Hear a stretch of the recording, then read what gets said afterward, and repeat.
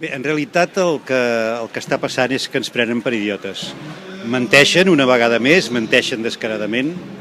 No pot ser que de cop i volta descobrim que tenim petroli a sota el Ripollès com per extreure 30.000 barrils diaris i fins ara no ens n'hàgim adonat. I menys que no es pot fer d'una altra manera que no sigui fent fracking. Per tant, insisteixo, menteixen una vegada més dient que és una extracció innòcua i que la vol fer coincidint amb un respecte absolut pel medi ambient.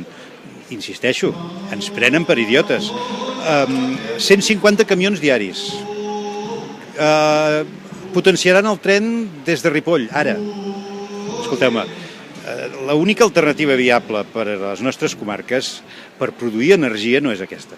Entonces, reclamem una vegada més la sobirania energètica basada en les energies renovables i abandonar aquesta il·lusió de que els hidrocarburs ens salvaran.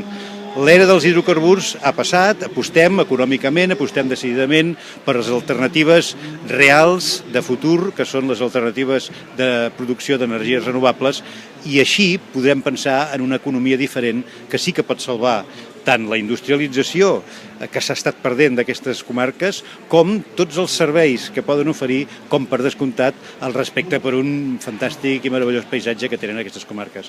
Menteixen, que se'n vagin a casa.